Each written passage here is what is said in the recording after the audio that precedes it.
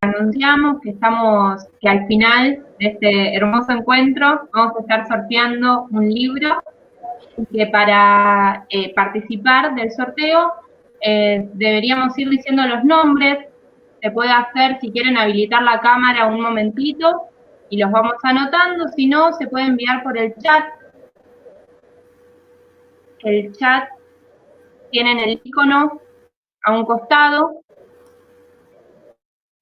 pasan su nombre y ya se van sumando, se van inscribiendo y participan de este sorteo de cuarentena.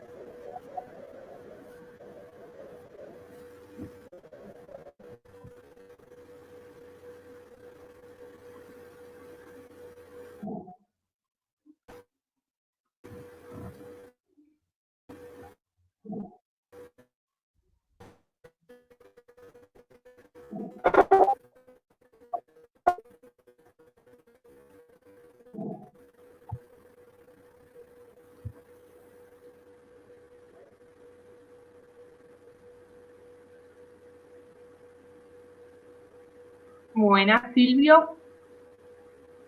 Carlos también. Han enviado varios mensajes por Facebook, mensajes a compañeros y compañeras de la universidad. Así que buenísimo, ya está en línea Juan Francisco. Así que si les parece, vamos arrancando.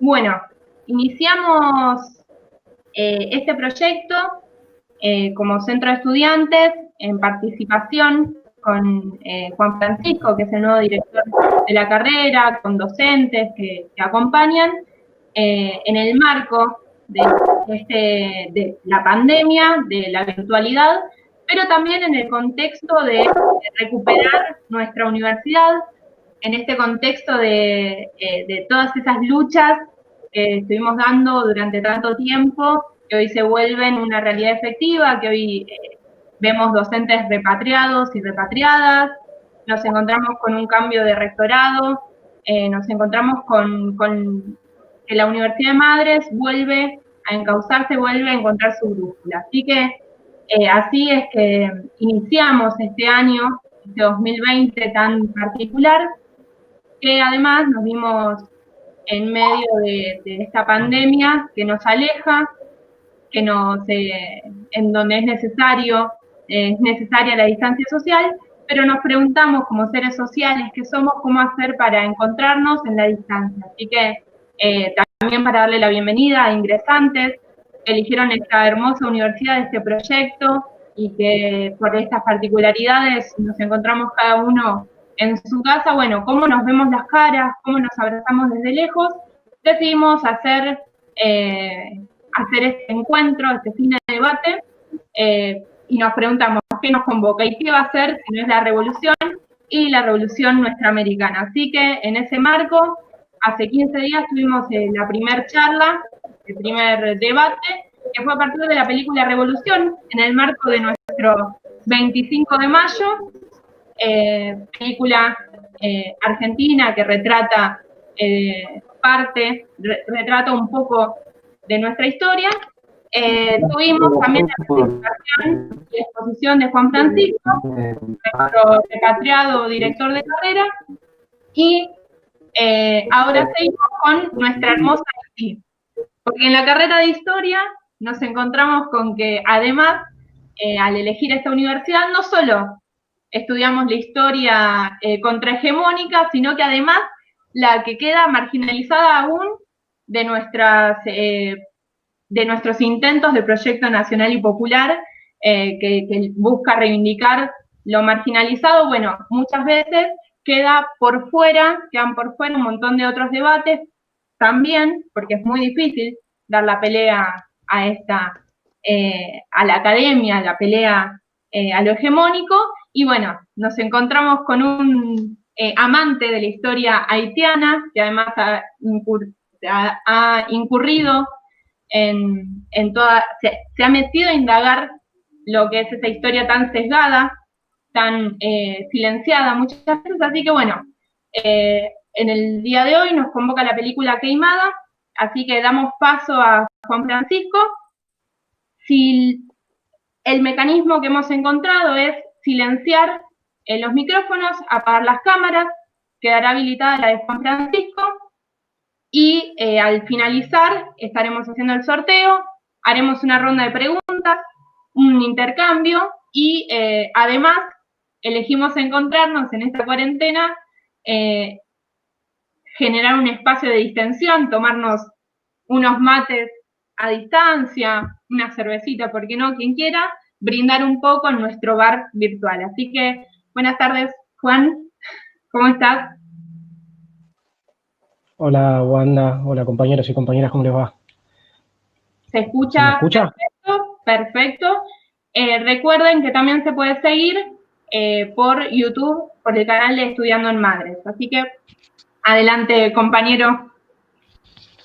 Bueno, muchas gracias Wanda por la presentación, muchas gracias al Centro de Estudiantes por esta actividad. Bueno, la idea, como vos decías, es que nos encontremos, fue una iniciativa de ustedes para encontrarnos en este contexto de pandemia y generar un poco, bueno, diálogos, encuentros.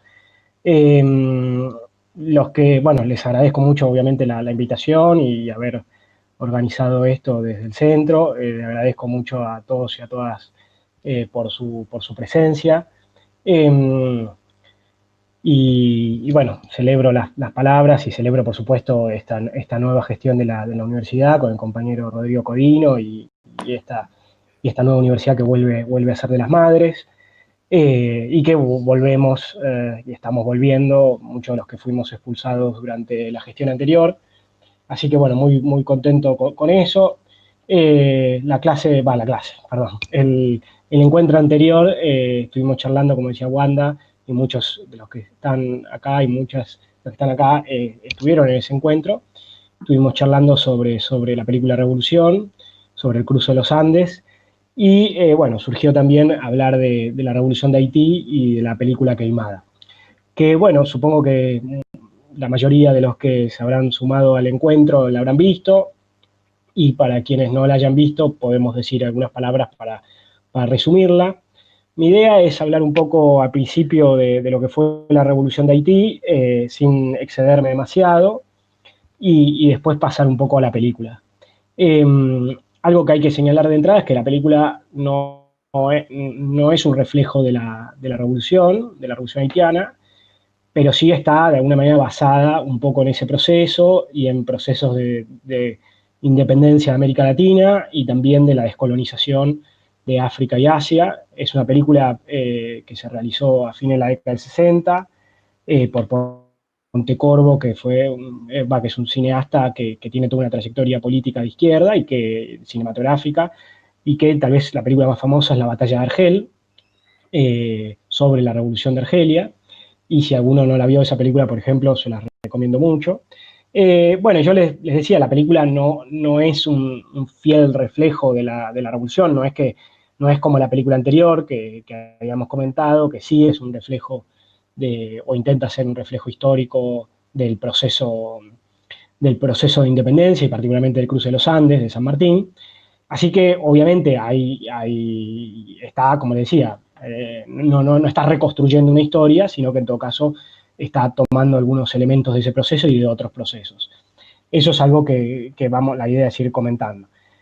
Bueno, un poco lo que señalaba Wanda al principio, la revolución de Haití, y yo también lo comentaba en el encuentro anterior, es un proceso de gigantesca relevancia en la historia de América Latina y en la historia mundial, y sin embargo ha sido muy olvidado, ¿no? Ha sido muy olvidado sistemáticamente, obviamente por motivos que no hace falta ser muy ducho, muy piola para darse cuenta. Es que nuestra academia hegemónica sigue siendo muy eurocéntrica y sutilmente racista, ¿no? Es importante, y creo que es buena esta película para este contexto de concientización sobre el tema del racismo a partir de los sucesos que todos conocen y todas conocen de lo que está pasando en Estados Unidos, pero hay que recordar que el racismo no es un fenómeno meramente norteamericano, sino que atañe a toda la región y es un problema global Eso me parece que es muy importante, y el fenómeno del racismo está en la película, está en la Revolución de Haití y está en nuestro presente y en nuestra historia, ¿no? Entonces yo decía, la revolución haitiana generalmente es una revolución que fue una enorme revolución en su momento, que tuvo un gigantesco impacto y que sin embargo ha sido muy olvidada, ¿no? Recordemos cuando fue el 2010, cuando se hicieron las celebraciones del Bicentenario, no se celebró mucho, no se tuvo mucho en cuenta ese proceso. En 2004, cuando se cumplió el bicentenario de la independencia de Haití, se celebró en algunos lugares, además de Haití, se celebró en Venezuela, en la Venezuela de Hugo Chávez, en Cuba, pero no fue un proceso recordado globalmente o regionalmente, ¿no?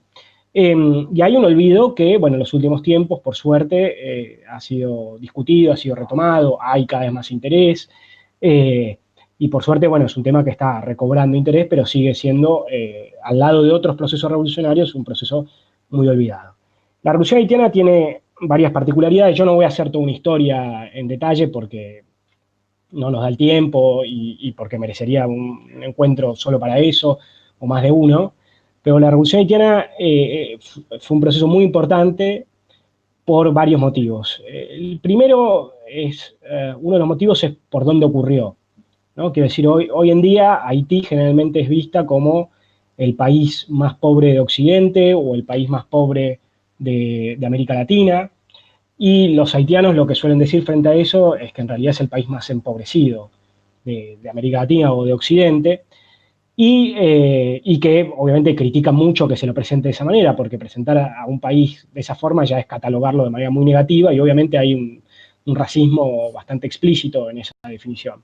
Ahora, Haití era una colonia de Francia desde el siglo XVII, y en el siglo XVIII era una colonia muy rica, productora de azúcar, y era la primera productora de azúcar del mundo. Que eso es un poco lo que está también reflejado en la película. O sea, la isla Queimada es una isla que es una de las máximas productoras de azúcar del mundo. El azúcar hoy en día es algo que no es muy valioso, y que incluso la mayoría de la gente, mucha gente cada vez más prefiere tomar edulcorante, pero en su momento el azúcar era muy importante y era considerado el oro blanco. Y Haití era una de las primeras, Haití era, una de las, era la principal productora de azúcar y de café del mundo, lo cual es mucho decir, y junto a las dos cosas son muy buenas. Entonces, que haya ocurrido ahí la revolución no es una cuestión menor, ¿no? Es una cuestión muy importante. O sea que la primera productora de azúcar del mundo explotó por los aires, y eso es algo muy significativo. La otra cosa que es importante e interesante para tener en cuenta es la relación entre la Revolución Francesa y la Revolución Haitiana. Generalmente la Revolución Francesa es muy conocida y tiene lo que podríamos decir como muy buena prensa, y la Revolución Francesa, la Revolución Haitiana ha sido, como ya vimos, negada o olvidada. Yo también hablo de un proceso de banalización de la Revolución de Haití, porque muchas veces lo que suele suceder es que se ve a ese proceso como una suerte de reflejo o como un coletazo de lo que sucedió en Francia, ¿no? Entonces se la ve como una suerte de revolución francesa en el Caribe, y de esa manera se le niega su originalidad, su particularidad y su radicalidad, ¿no? Entonces es importante, es interesante también la revolución haitiana, como le decía, por un lugar por donde ocurrió, que fue un lugar clave. El Caribe, yo siempre señalo lo mismo, si yo les pido a ustedes que ahora cierren los ojos, cosa que no es que lo tienen que hacer, es retórico, y piensan en el Caribe y me dicen qué piensan, probablemente ustedes piensen playas tropicales, tragos, fiesta, tal vez piensen pobreza, pero no piensan en el Caribe como un lugar importante, probablemente. A menos que ya me hayan escuchado insistir mucho con esto, o hayan leído otros colegas que también insisten mucho en esto. Bueno, el Caribe fue un lugar absolutamente clave en la historia moderna, porque fue el primer lugar de conquista de los imperios, porque los imperios disputaron esa región constantemente, y porque fue un lugar de mucha riqueza, como les venía diciendo, ¿no? Entonces, el Caribe ha sido un lugar de enorme relevancia, uno de los focos centrales del tráfico esclavista, y que la revolución haya ocurrido ahí es algo muy, muy relevante y no es un espacio periférico como muchas veces lo podemos pensar. También les decía, es importante esta relación con la Revolución Francesa porque es como una suerte de lado B de la Revolución Francesa, ¿no? Vemos el lado oculto, negado, olvidado de la Revolución Francesa y vemos ese proceso en una abierta tensión. Entonces, estudiar la Revolución Francesa sin estudiar la Revolución Haitiana es un problema muy grande. La otra cosa, y el hecho fundamental por qué la revolución de Haití es tan importante, es porque fue la primera y única revolución de esclavizados que triunfó en la historia de la humanidad. O sea, en términos de gran revolución, ¿no? Y eso lo hace absolutamente única, particular y especial. La otra cosa es que cuando nosotros la comparamos con los procesos de lo que se conoce como las revoluciones del mundo atlántico, ¿no? Que son los procesos que se dan particularmente en América y en Europa desde fines del siglo XVIII a comienzos del siglo XIX, la revolución haitiana fue la única que fue protagonizada por los sectores populares, verdaderamente protagonizada y liderada por los sectores populares, que destruyó absolutamente el orden social preexistente y que además tiene la particularidad de haber promovido una genuina universalización de los derechos del hombre. En las otras revoluciones, lo que podemos ver son procesos que están liderados por élites o que tienen escaso protagonismo, participación popular, o que ese protagonismo popular queda trunco, y que en general no pretenden una genuina universalización de los derechos del hombre. Entonces, en ese sentido, la revolución haitiana tiene una particularidad muy grande y debería ser recuperada. Yo siempre digo lo mismo, si nosotros estudiáramos la historia, por ejemplo, los estudiantes de Derecho, yo no sé si hay compañeros que estudian Derecho en la sala, pero si uno en Derecho estudiara, en Derecho, ¿cómo se estudia? La emergencia de los derechos del hombre, se recupera la tradición británica, se recupera la Revolución de Estados Unidos, se recupera la Revolución Francesa, ¿no? Y obviamente uno está acostumbrado ahí a pensar un proceso de progresiva emancipación que está vinculada con Europa, con blancos, europeos descendientes, con intelectuales, figuras individuales, con varones. Y entonces yo siempre digo, ¿qué diferente sería la historia si ponemos en el centro de esa narrativa a la revolución haitiana, ¿no? Te trastoca absolutamente todo. Y no solamente la revolución haitiana, sino toda una serie de procesos de rebelión, resistencia y de lucha de sectores populares y de sectores afrodescendientes, comunidades originarias y otras mayorías, no minorías, mayorías generalmente olvidadas, ¿no? Entonces, ese es otro factor, el factor fundamental. Y por último, o bueno, no por último, otro factor absolutamente clave es que fue la primera independencia de América Latina, ¿no? La revolución haitiana fue la primera independencia de América Latina, el 1 de enero de 1804, y como ya decía antes, tradicionalmente olvidado, que es la primera independencia, una independencia profundamente anticolonial y muy, muy radical, que implicó una revolución política y una profunda revolución social, y que además, y esto tal vez es otro factor, tuvo una vocación universalista de difundir la revolución, ¿no? Yo siempre comparo la revolución de Haití con la revolución cubana, y una de las similitudes es el bloqueo, el intento de acallar, ¿no? Que fue lo que ocurrió con Haití en su momento. Hubo un intento muy considerable de bloquearla económicamente, culturalmente, de hacerla olvidar, ¿no? Una de las cosas que tal vez hay como un lazo entre esta historia que estoy contando y la película, es un momento,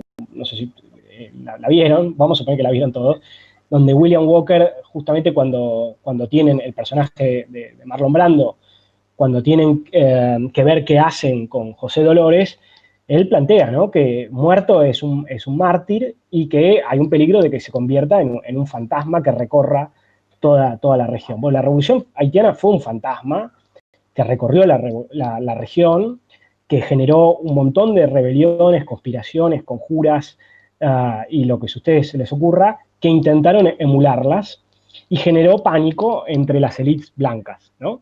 Yo siempre comento, hay un libro muy bueno de Gabriel Di Meglio, que se llama 1816, El dilema de la independencia, donde él narra el año 1816 en el Río de la Plata, bueno, en lo que era el Virreinato Río de la Plata, y donde él pone sobre la mesa una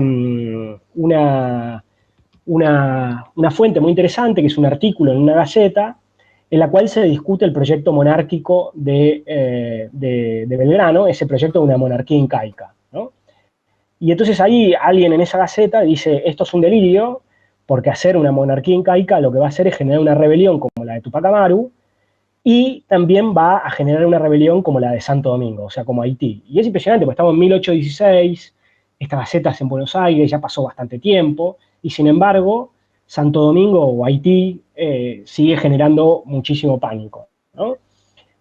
Pero ese fantasma fue un ejemplo, la revolución fue un ejemplo a seguir, y fue además una vocación de expandir la revolución, ¿no? Una vocación que se dio de múltiples maneras, apoyando procesos independentistas, publicando textos, generando un lugar donde las comunidades afro podían ser liberadas, cazando barcos esclavistas en el Caribe. O sea, hubo toda una vocación de expandir la revolución de diversas maneras, que es un tema que yo he trabajado bastante, y tal vez uno de los sucesos más conocidos y tal vez más interesantes es la recepción de Simón Bolívar y más de cientos y cientos de exiliados de Venezuela y Colombia, Venezuela y Nueva Granada en ese momento, en Haití, que recibieron el apoyo de Alexandre Pétion, y Alexandre Pétion los apoyó a cambio de que promovieran la abolición de la esclavitud, ¿no? Y esto es, Alexandre Pétion era el presidente en ese momento del sur de Haití, y digo, más allá de entrar en el detalle, lo interesante acá es esta vocación de expandir esas ideas igualitaristas y libertarias. Y creo que eso es una similitud con la Revolución Cubana, ¿no? Esa vocación de universalidad, de expansión, de promover la revolución, del internacionalismo. Haití puede ser vista, sin duda, como el nacimiento no solamente de una lucha anticolonial americana, sino también como una de las cunas del panafricanismo, que es un movimiento de unidad de las comunidades afro y de emancipación de las comunidades afro, ¿no? Y Haití fue claramente el lugar donde de alguna manera empieza a emerger ese discurso y esa política, sobre todo en la obra de un autor que yo estoy trabajando, que se llama Jean-Louis Bastei, que es muy importante. Entonces, la Revolución Haitiana fue un proceso de enorme relevancia, muy olvidado. Yo, cuando hablo del tema del olvido, siempre me refiero a un autor llamado Michel Rolf-Trouillot, que Michel Rolf-Trouillot fue un intelectual haitiano que estuvo exiliado mucho tiempo en Estados Unidos y que fue profesor en Estados Unidos, que escribió un libro que se llama Silenciando el pasado. En ese libro, él lo que analiza es justamente el silenciamiento de la Revolución Haitiana. Y lo que él dice en ese libro es que la Revolución Haitiana fue silenciada y fue incluso negada en el momento que ocurrió. Fue una revolución, él plantea, impensable. ¿Impensable para quién? Para las élites blancas de esa época, ¿no? Los que escribían, no para los propios revolucionarios, por supuesto, pero era impensable para la mayoría, no para todos, para la mayoría de esos blancos que eran testigos de esa revolución, porque no veían a esos esclavizados africanos y afrodescendientes como genuinos seres humanos, ¿no? Y entonces, al no ser seres humanos plenos, no podían hacer una revolución. Lo que podían era romper todo, destruir el orden, pero no hacer una revolución, porque una revolución es un proceso político, genuinamente político, un cambio racional con una dirección racional. Entonces la revolución no podía, para estos blancos, esos revolucionarios no eran verdaderos revolucionarios, sino que eran meros destructores del orden, anarquistas. Y por eso es muy interesante, en la época podemos ver muchas fuentes donde la revolución aparece vista como un hecatombe, como una masacre de blancos, como una guerra de razas, pero no plenamente como un proceso revolucionario, ¿no? Lo más trágico es que, bueno, además de esa impensabilidad de la revolución, después lo que sucede es que hay una negación, un bloqueo, y tanto ese bloqueo como esa impensabilidad, de alguna manera, van a ir continuando con el tiempo a través de diferentes perspectivas académicas que van a reproducir un poco esto que les comentaba. También esta cuestión de la impensabilidad no es algo que se aplica solamente al caso de la Revolución de Haití, por supuesto. Yo siempre que hablo de esto comento el 17 de octubre en nuestro país.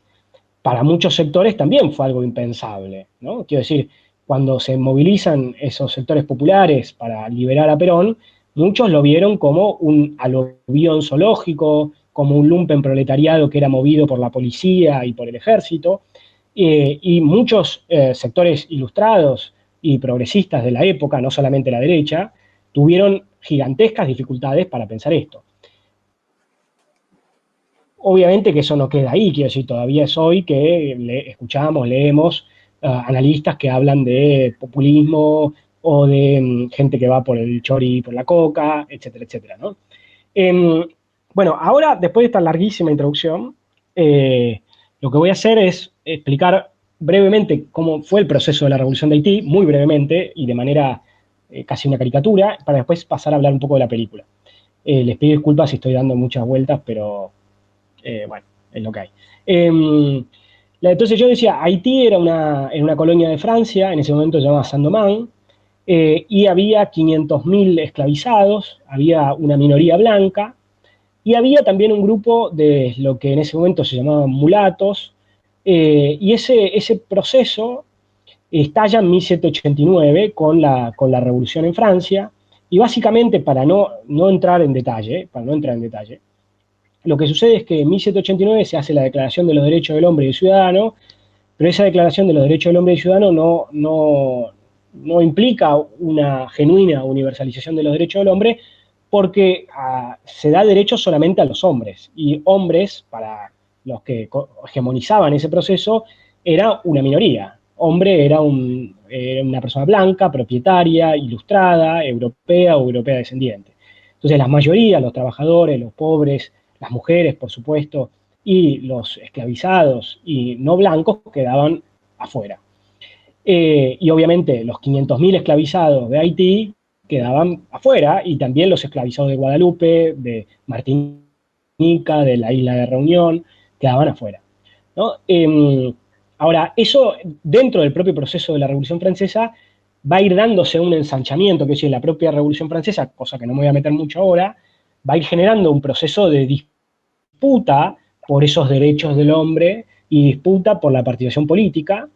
Y, por ejemplo, los sectores más populares y trabajadores van a ir logrando más derechos, pero las mujeres no, por ejemplo, ¿no? Y hubo mujeres como Olympe de Gouges que en su momento plantearon que tenía que haber derechos para las mujeres, e hizo una declaración de los derechos de la mujer y la ciudadana, pero no solamente no le dieron bola, sino que la decapitaron.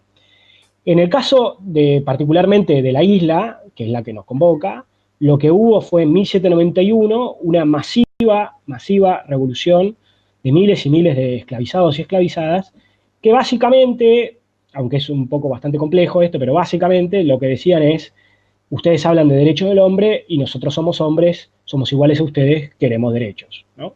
Queremos la libertad y la igualdad. No inmediatamente, pero con el tiempo, quien va a ser el líder de este proceso, al poco tiempo, va a ser Toussaint Louverture. En la película hay una explícita alusión que hace William Walker a la figura de Toussaint Louverture y a la Revolución de Haití. Ahí hay una explícita referencia.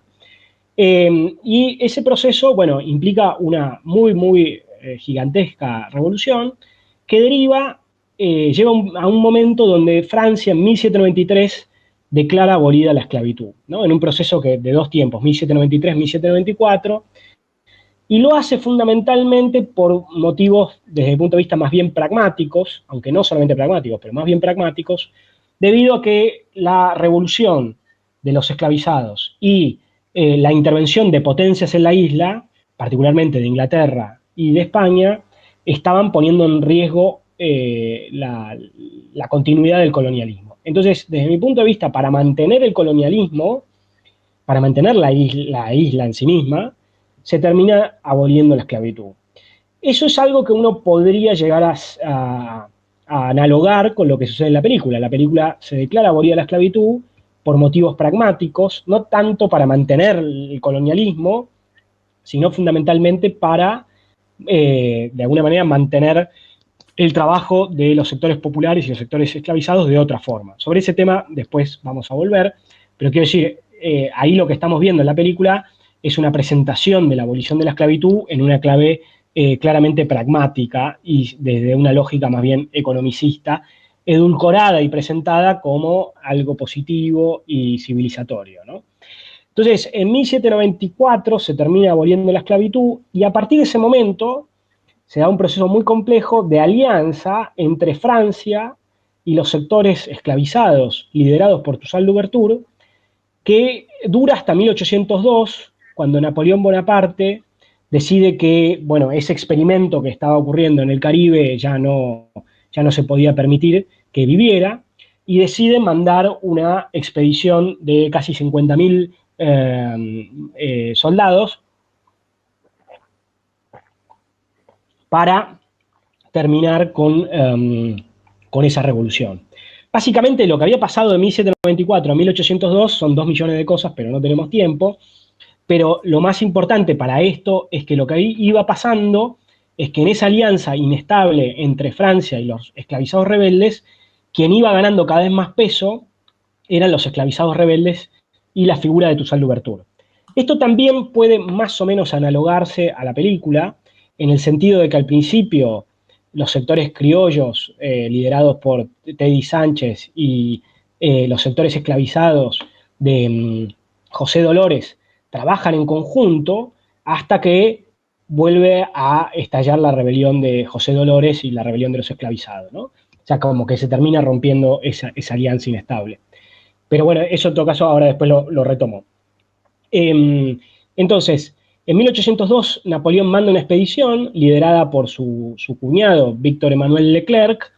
Esa expedición logra, bueno, esa expedición desata de vuelta una gran revolución en contra de esa expedición y, sin embargo, al tiempo logra capturar, logra traicionar a Toussaint Louverture y lo destierran. Toussaint Louverture tiene una frase famosa que es que cuando lo destierran, él dice: al derrocarme y desterrarme, han cortado el tronco del árbol de la libertad, pero el árbol de la libertad tiene raíces muy profundas y volverán a renacer. Esto del tronco del árbol de la libertad no es un divague de Toussaint Louverture, sino que en esa época, para simbolizar la libertad, se plantaban árboles, ¿no? Era un símbolo que eran tomados como el símbolo de la libertad. Entonces, efectivamente, cuando él es derrocado y desterrado en 1802, lo que sucede es una gigantesca guerra popular y prolongada en términos maoístas, que deriva finalmente con la derrota de los franceses en noviembre, en una batalla muy importante, que es la batalla de Vertiers, y el 1 de enero de 1804 triunfan los esclavizados rebeldes, encabezados ahora por quien es el libertador de Haití, y sigue siendo una figura muy popular y muy importante en Haití, que es Jean-Jacques Dessalines. Ahí hay algo muy interesante que a mí siempre me pareció muy atractivo de esta historia, que es el renombramiento de la isla. Los revolucionarios, una vez que triunfan, le cambian el nombre a la isla y ponen como nombre Haití, que era el nombre originario y no el nombre colonial, ¿no? Y Jean-Jacques Dessalines tiene una frase también muy fuerte que él dice: he vengado América. Entonces, así triunfa la revolución, y lo que vemos, así muy brevemente, es este lado oculto de la Revolución Francesa, ¿no? La Revolución Francesa que habla de libertad, que habla de igualdad, que habla de derechos del hombre, pero que a la misma vez mantiene esclavos, mantiene el racismo, y que incluso una vez que declara abolida la esclavitud, la quiere volver a reimponer en 1802 con Napoleón Bonaparte, ¿no?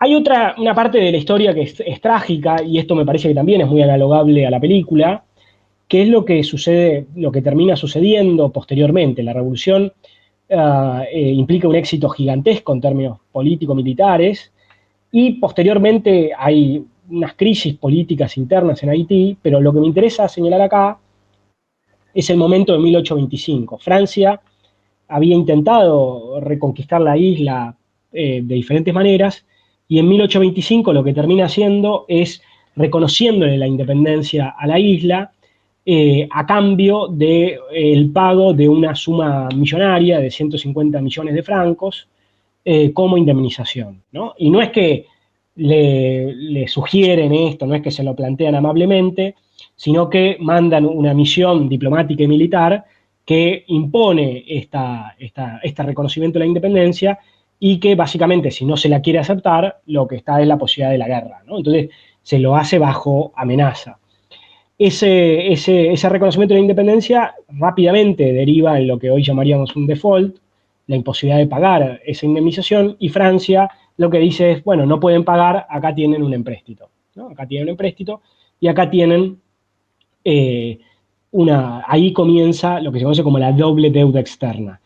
También otra cosa interesante es la imposición de un cuasi monopolio comercial entre Francia y Haití, y básicamente lo que vemos acá es que la revolución haitiana triunfó en términos político-militares, pero en gran medida gracias a élites que fueron surgiendo posteriormente, o más bien, si se quiere, núcleos dentro de la élite, va a terminar siendo neocolonizada en términos económicos.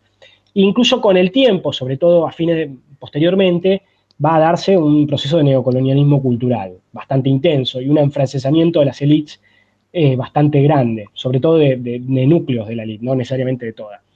Entonces, eso sería, en lo más breve que pude, la historia de la revolución. Si alguno después quiere que charlemos de eso más en detalle, lo podemos hacer, pero ahora me interesaría pasar a la película.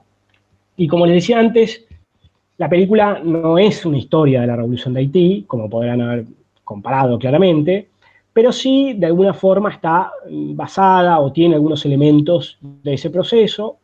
Obviamente el primero y evidente es el hecho de que suceda en una isla, que sea una isla azucarera, que sea una isla donde hay una esclavitud de plantación masiva.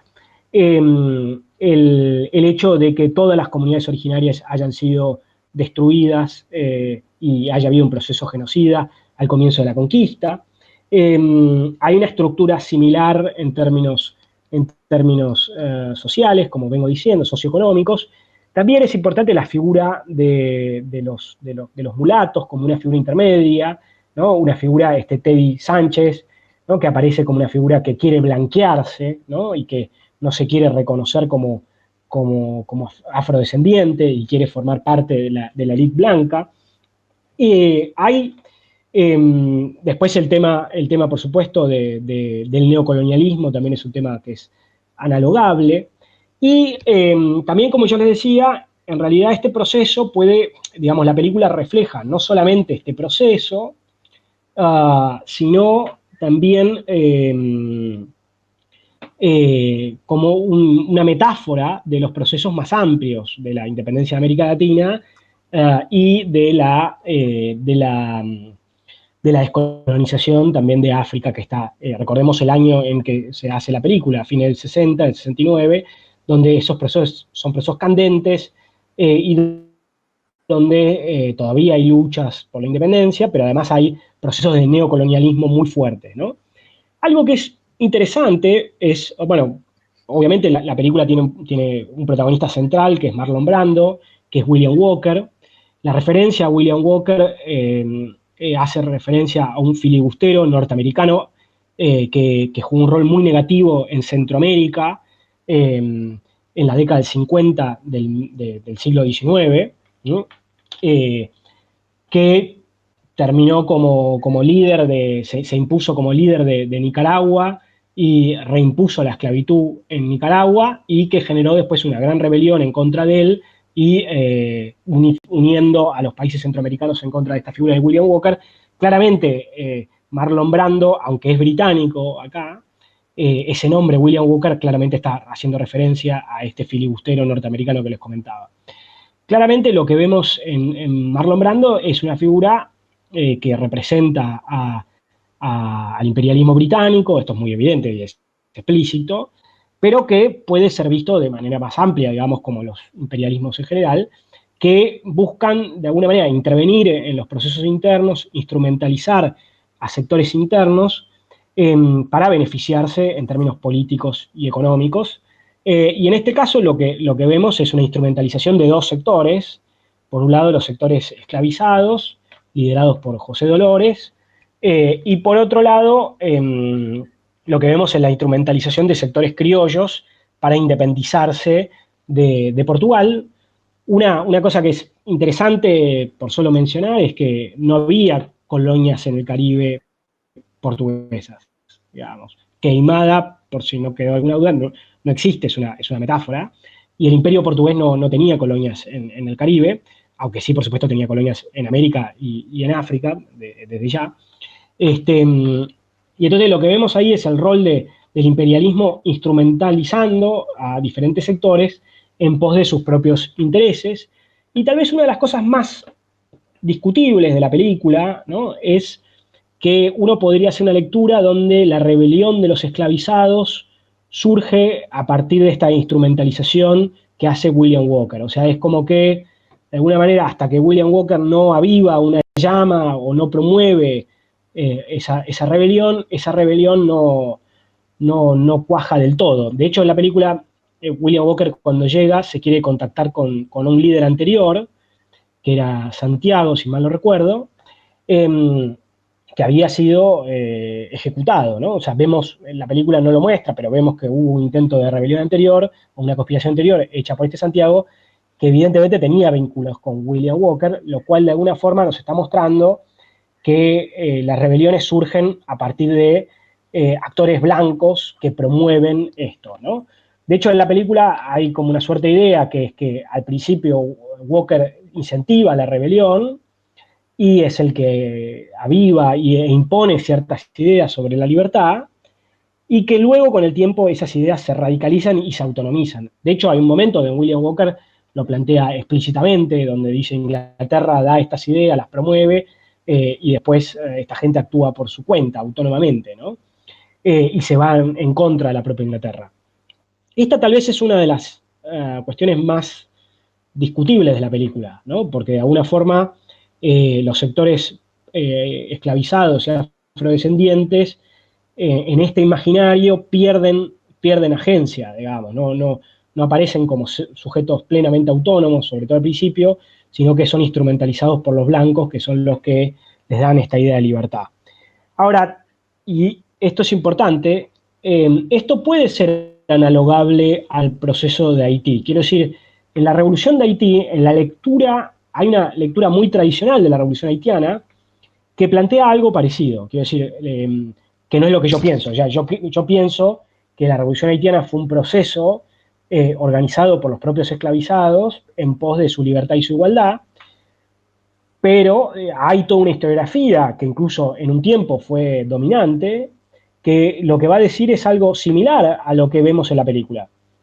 Que los esclavizados inicialmente, cuando se rebelaron, fueron instrumentalizados por aquellos sectores conservadores en Haití que eran enemigos de la Revolución Francesa, ¿no? Entonces, básicamente hay una interpretación bastante tradicional que dice que fueron sectores conservadores blancos que promovieron la rebelión en Haití para frenar un poco el avance de la Revolución Francesa, y que de alguna manera eso se le fue de las manos. O sea que hay una imagen similar, digamos, en lo que muchas narrativas de la Revolución han contado con lo que sucede en la película. Hay una cosa clave que es muy interesante, que yo ya le comentaba, ¿no? En William Walker hay una escena que seguro todos vieron, donde, o sea, seguramente les llamó particularmente la atención, donde él promueve la abolición de la esclavitud y lo hace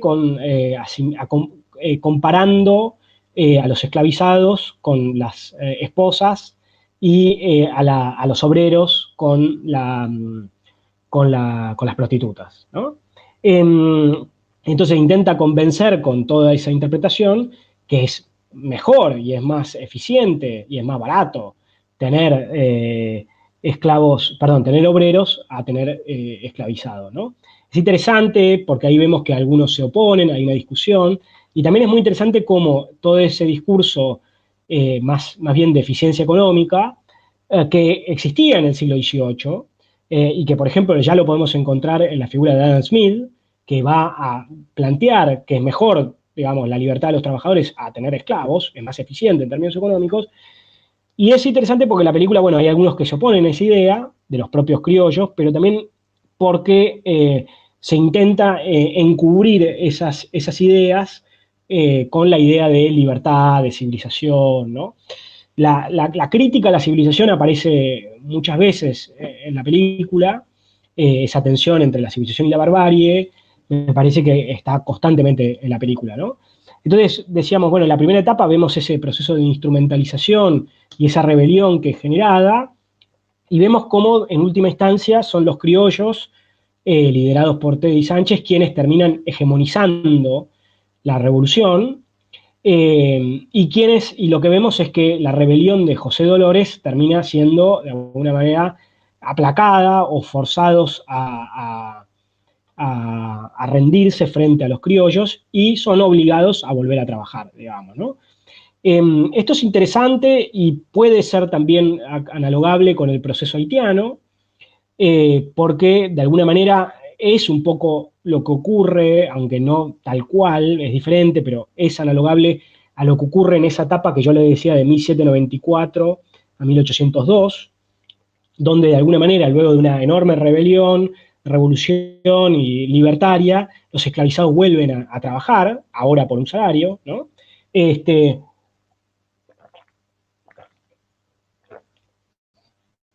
Disculpen. Entonces, ahí hay cierta similitud. Y es interesante varias cosas. Una es algo que, bueno, la figura de William Walker es una figura clave. Una de las cosas que, una metáfora muy obvia, es el whisky, ¿no? El ron y el whisky. Y cómo William Walker, en la medida que le va hablando, le va dando este whisky, es como, de alguna manera, lo va comprando, le va introyectando ideas, le va introyectando un proyecto, ¿no? Y es interesante como cuando William Walker ya tiene su misión cumplida en Queimada, dice que se va a Indochina, ¿no? Y después cuando William Walker, tiempo después, ya como 10 años después, o 10 años después, lo buscan, el tipo estuvo por todos lados, ¿no? Lo que estamos viendo ahí es el imperialismo británico expandiéndose a nivel global y llevando adelante estas mismas acciones. Algo que también es importante, la película está ambientada en el siglo XIX.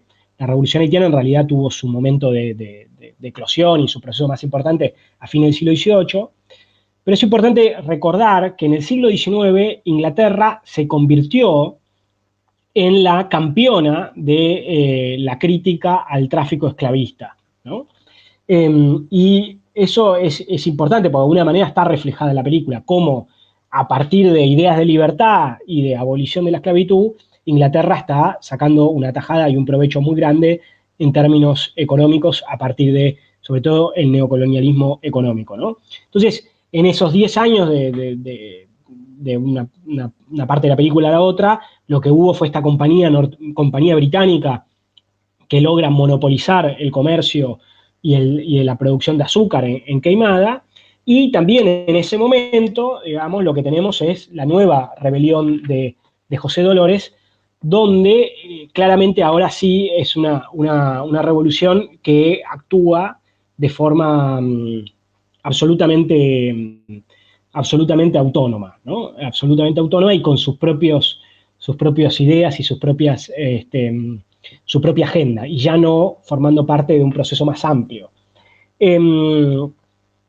Esto, bueno, a ver, esta idea también de los criollos, lo que decíamos la etapa anterior de los criollos y los esclavizados, también es analogable, más allá de la Revolución de Haití, a los procesos de independencia de América Latina, ¿no? Y cómo hay sectores criollos en ese proceso que terminan hegemonizando ese proceso y terminan haciéndolo de la mano de Inglaterra y terminan creando estados neocoloniales. O sea, claramente ahí podemos ver una referencia, una metáfora de ese proceso. Y bueno, tenemos la última parte de la película, que es muy interesante cuando William Walker vuelve a la isla y que busca comunicarse con José Dolores y logra comunicarse con uno de los que integra, captura a uno de los que integra la rebelión, y el discurso que tiene es un discurso ya muy radicalizado, donde critica absolutamente e impugna absolutamente la idea de civilización que tienen los blancos, y donde dice que José Dolores plantea que ya no hay que cortar cañas, sino que hay que cortar cabezas, ¿no?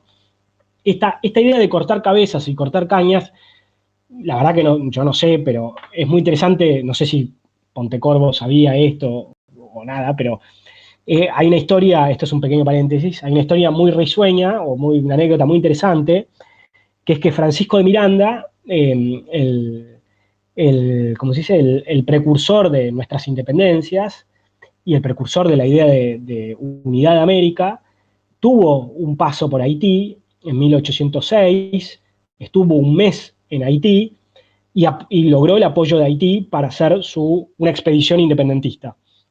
En esa estancia en Haití, él hizo todo lo posible por no bajar del barco. Él no le gustaba Haití, no le gustaba la revolución haitiana, le tenía mucho miedo a la revolución haitiana, y estuvo en Haití porque sectores vinculados con él lograban que Haití apoyara la independencia.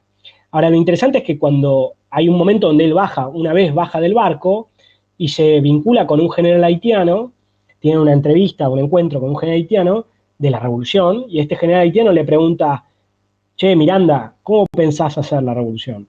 Y Francisco de Miranda contesta: bueno, básicamente lo que voy a hacer es una convocatoria a un cabildo abierto, ¿no? Y con el apoyo de los criollos y con el apoyo de Inglaterra vamos a lograr la independencia. Y el haitiano le contesta: así no se hacen las revoluciones se hacen cortando cabezas y prendiendo fuego todo, ¿no? Entonces, cuando este compañero militante que participa de la insurrección de José Dolores plantea cortando cabezas, yo lo leí en esa clave, digamos, ¿no? Y es muy interesante este paso, ¿no? de una conciencia política plena y desarrollada. Y ahí es cuando claramente hay una contraposición absoluta, clarísima, entre los sectores de José Dolores y los sectores criollos, y también los sectores que hasta ese momento habían instrumentalizado la revolución, que eran los ingleses y particularmente la figura de William Walker.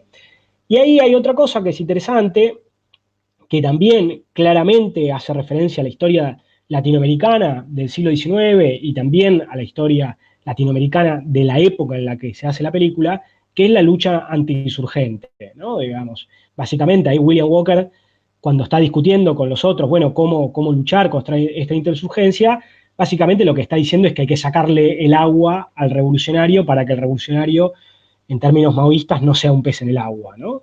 Entonces, lo que él dice es, bueno, acá el problema son los campesinos que están dándole apoyo a estas comunidades, a estos rebeldes, o a este foco guerrillero en términos guevaristas, y entonces hay que, desarmando esas comunidades, quitándolas de ahí, haciendo un éxodo masivo, vamos a lograr esa derrota, ¿no? Y eso es para mí una clara alusión a los procesos de contrainsurgencia que ocurren en la década de 60, que tienen historias previas, obviamente, en América Latina, y también toda la imagen de la artillería sobre las cañas, ¿no? Bueno, hace una referencia a la película en inglés se llama Burn, así que hace una referencia a eso, pero también uno lo podría leer como el napalm en Vietnam, ¿no? Y esa violencia contra insurgentes. Es muy interesante, bueno, para terminar, como todos vieron, José Dolores termina siendo apresado, pero cómo hay una conciencia clara, y esto es muy interesante, de que si le dan la libertad, eso no es libertad, digamos. La libertad no es algo que se concede, sino que es algo que se toma por las propias manos, y si te conceden la libertad, como se había hecho previamente, en definitiva es una libertad falsa, ¿no? Entonces es mejor la muerte en ese contexto antes que una libertad que es individual. Esto también es muy importante, porque a José Dolores se le ofrece una libertad individual. Es mejor la muerte antes que una libertad individual, y es mejor una libertad concedida como su graciosa majestad que concede eso, antes que luchar por esa libertad, ¿no?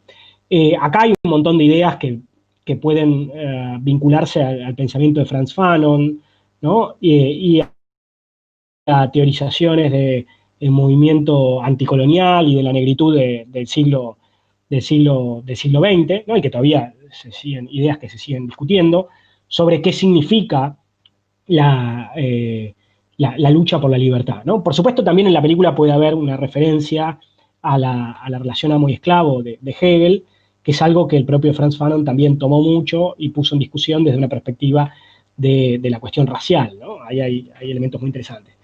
Y ya para terminar, por último, esta idea que me parecía importante, de esa conciencia de que si no se lo mata, si no se lo, de alguna manera, si se lo mata, sigue siendo, se convierte en un mártir y se convierte en un mito y se convierte en un fantasma, ¿no? Y eso es algo interesante porque también tiene mucho que ver con nuestra historia, con la historia de América Latina, con la historia de las luchas populares, que es un poco lo que comentaba en el encuentro anterior, donde en nuestra región la historia está en constante disputa, donde estos procesos no son plenamente nunca olvidados, sino que son retomados, recuperados, y donde se crean mitologías que continúan posteriormente, ¿no? Entonces esa intención de que era mejor liberarlo, que se fuera, antes que matarlo, porque se lo convertía en un mártir, en un ejemplo, en un fantasma, en una leyenda. Y la película termina claramente reflejando eso, digamos, ¿no? Esa, no sé si decir el final de la película, porque tal vez alguno no la vio todavía, lo voy a dejar ahí, pero la película claramente termina reflejando esa idea, ¿no? De la continuidad de la lucha, de un José Dolores que continúa vivo a pesar de su muerte, y que a pesar de que se ha logrado terminar con ese proceso insurreccional, ese proceso insurreccional sigue larvado y que va a continuar en el futuro. Obviamente la película, ya para terminar mi intervención, como decía antes, es una metáfora en parte de la Revolución de Haití, en parte de los procesos de independencia de América Latina, de los procesos de descolonización, y también de las dificultades del neocolonialismo, el neocolonialismo económico y cultural. Para mí, un poco el whisky, como le decía antes, refleja de alguna forma ese neocolonialismo cultural. Recordemos que en la película también hay un momento donde William Walker intenta comunicarse con José Dolores y le manda una cantimplora llena de whisky. Ya quisiera uno que le manden una cantimplora llena de whisky, y él, la respuesta es, yo no tomo más, no bebo más, ¿no? Y eso quiere decir, yo no tomo más de tus ideas, no te necesito más, no tomo más de tus ideas están de alguna manera colonizándome. Entonces me parece que eso es también una metáfora muy, muy interesante. La película, como decíamos, también, bueno, hay enormes cuestiones de la cuestión racial, también es interesante, el rol de la mujer no está muy representado en la película, pero aparece, digamos, generalmente vinculada a la cuestión de la sexualidad, ¿no? A la cuestión de la prostitución, a la idea de la mulata como una mujer hipersexualizada, ¿no? Entonces aparecen representaciones negativas y muy racistas que, bueno, son parte de reflejo también de la época, ¿no? Bueno, no sé, creo que hablé mucho, lo vamos a dejar acá y retomamos los temas a partir de las preguntas y comentarios. Muchas gracias. Dale, Juan, un placer, un placer.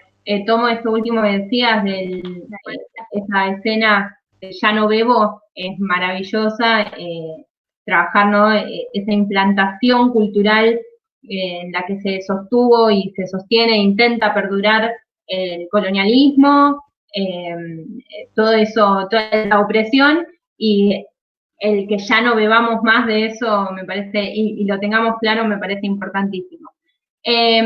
Avanzamos con el tema de las preguntas. Para eso vamos a utilizar la metodología, se puede preguntar por chat, o si no, activamos la cámara, luego el micrófono, hacemos la pregunta, tomaremos algunas para ir cerrando. Tenemos de paso, para avanzar en el sorteo, el libro Libertad o Muerte, Historia de la Revolución Haitiana, de aquí quien nos acompaña como expositor en este encuentro hermoso. A su vez, sigan mandando los nombres por el chat para participar del sorteo, que lo estaremos haciendo en breve, después de las preguntas. Y saludar a todos y todas y todes quienes están participando, estamos construyendo esta iniciativa que nace del integrarnos como carrera de historia, pero también como universidad. Estamos participando de distintas carreras, y también personas por fuera de nuestra hermosa Universidad de Madres, que atraviesa un momento histórico, que es el de recuperar recuperar nuestra esencia revolucionaria y nuestra americana, pero en este contexto tan particular de pandemia, en el que las problemáticas abundan, todavía estamos a la espera de la refrenda de los cargos administrativos de las direcciones de carrera, de cargos administrativos, como también de la Secretaría Académica, del área de legales, lo cual nos imposibilita avanzar en la resolución de las problemáticas que conlleva esta modalidad virtual, la brecha tecnológica que tenemos como sociedad, la falta de acceso, la falta de instrumentos para poder estudiar, para garantizar el acceso, pero también la permanencia de los y las estudiantes en sus recorridos académicos. Luego vamos a tener la presentación de una actividad que nace y que está llevando adelante la Junta, el Departamento de Humanidades, respecto al Día de los y las Periodistas, luego estaremos comentando e invitando a participar del próximo encuentro de este hermoso ciclo de cine-debate de las revoluciones nuestroamericanas. Así que si alguien quiere hacer una pregunta, es cuestión de activar la cámara y el micrófono. A su vez tenemos una pregunta de Marta, que dice, pregunta si lo sucedido en esta colonia que dicen imaginaria llamada Queimada, aparte de tener similitudes con la revolución de Haití en relación a la esclavitud y la política, sugiere reminiscencia en sucesos afines al abuso de poder de las grandes corporaciones hacia sus trabajadores o a la utilización de mulas para el traslado de drogas o la explotación y el maltrato infantil en regiones fronterizas. No sé, Juan. Contesto que no escucho. ¿Cómo? No te escuché lo último. Bien. La pregunta es, lo sucedido en esta colonia que dicen imaginaria llamada Queimada, aparte de tener similitudes con la revolución de Haití en relación a la esclavitud y la política, sugiere reminiscencia en sucesos afines al abuso de poder de las grandes corporaciones hacia sus trabajadores o a la utilización de ellos como mulas para el traslado de drogas o la explotación y maltrato infantil en regiones fronterizas.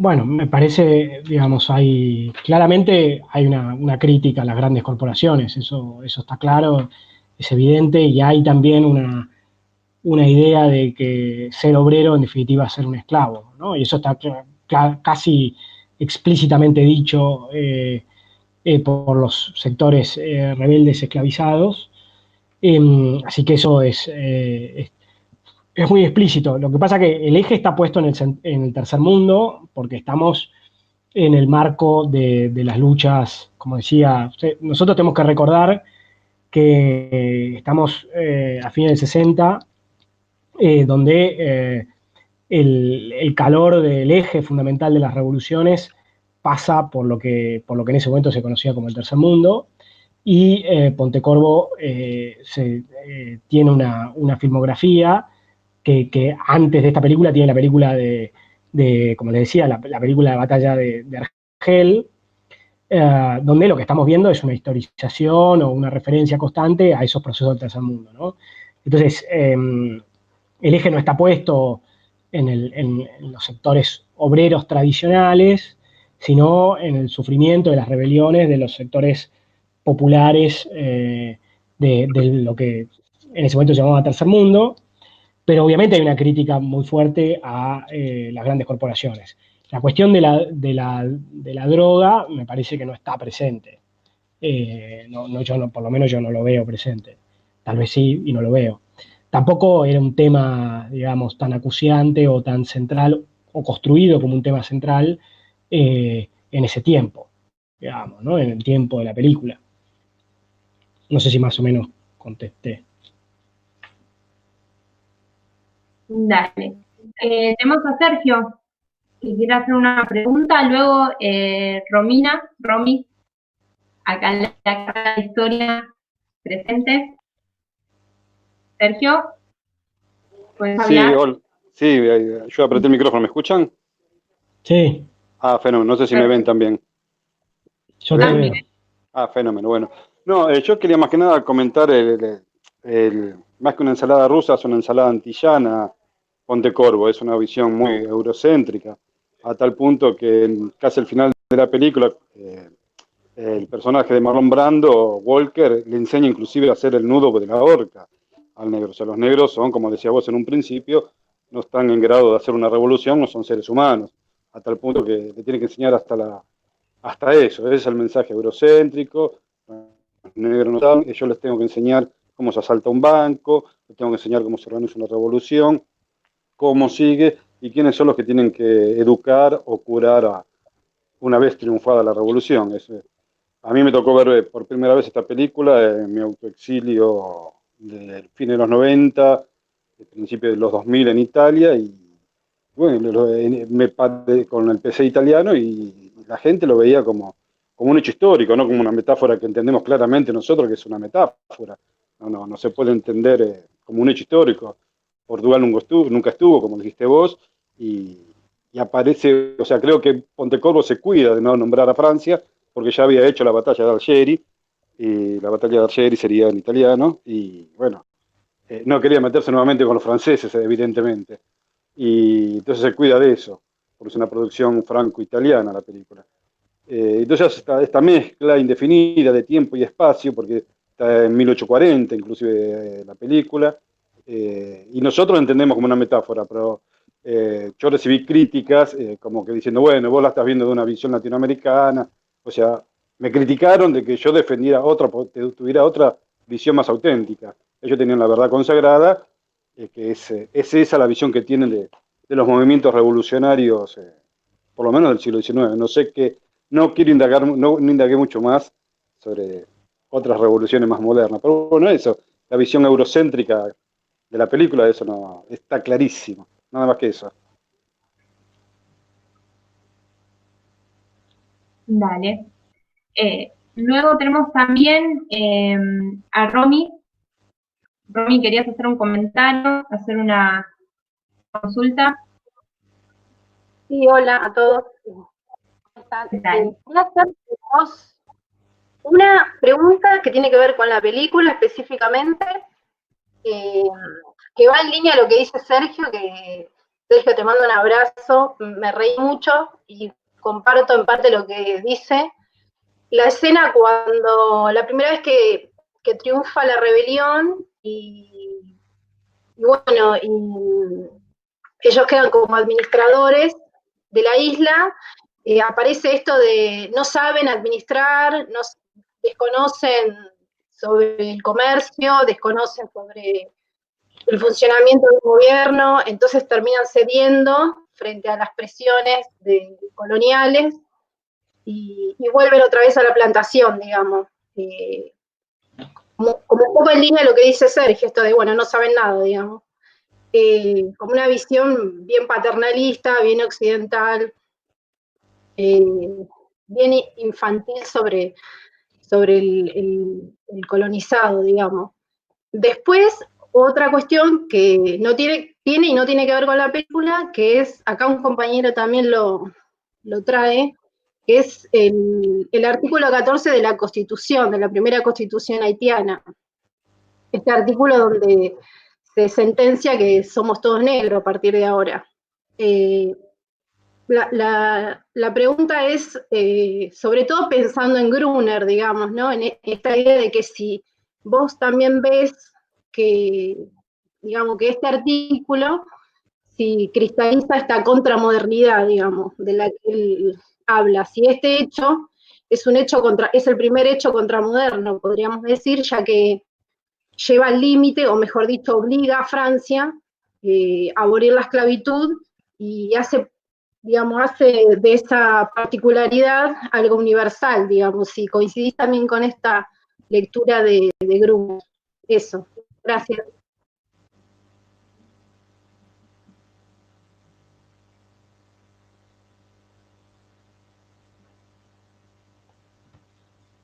Hola. Hola, hola. Hola, Juan, Wanda. Bueno, ¿contesto? por favor. No, bueno, yo creo que un poco lo que dice Sergio está en la película, pero creo que hay una imagen, digamos, un poco en tensión. No solamente la idea es presentar, quiero decir, hay como una suerte de cosa irónica, me da la impresión, donde William Walker se cree también él que es un genio, que la tiene clarísima, porque al poco después de hacer eso, lo que comenta Sergio, ¿no? De explicarles, mira, yo les tengo que explicar cómo hacer un nudo, termina pasando lo que termina pasando, digamos, ¿no? Entonces, hay por momentos, creo, coincido, un subrayado eurocéntrico en el relato, pero no creo que no esté en tensión dentro de la propia película con otros elementos, ¿no? Eh, Digo, por eso la película merece ser leída críticamente y por eso yo también hacía alusiones a aspectos que me parecen discutibles o criticables eh, de una perspectiva eurocéntrica, como decía Sergio. Em, Ahora, uy, se me desconectó. Se fue. Oh, Hubo un pequeño corte. Bueno, vamos avanzando. Hay que ir poniendo los nombres en el chat para participar del sorteo que estaremos haciendo en un rato, de Libertad o Muerte, historia de la Revolución Haitiana, de acá del compañero Juan Francisco. Mientras tanto, esto además se está transmitiendo por YouTube, en el canal de Estudiando en Madres. Somos varias en esta noche, compartiendo en esta tarde-noche de mates y encuentros a distancia. Bueno, Diego, que quería hacer creo que ahí volvió Juan, ahí está activando el Sí, ya sonido. estoy. Hola, Juan. Perdón, se me desconectó. Sí. Y retomando, decía el otro el comentario de Romina. Bueno, también, por supuesto, le mando un abrazo a Romina y a Sergio y a todos los compañeros y compañeras. Bueno, ya hacía referencia a este texto, a este libro de Brunner, La oscuridad y las luces, que es un texto también, me parece muy importante, de la Revolución Haitiana, y esta idea de contramodernidad y esta recuperación de la Constitución de 1800, de 1805, la emergencia de Haití, y este artículo tan importante de Todos somos negros, ¿no? Ahí, digamos, plantearlo como contramoderno, o bueno, habría que ver la definición, cómo lo definimos, pero bueno, son definiciones posibles.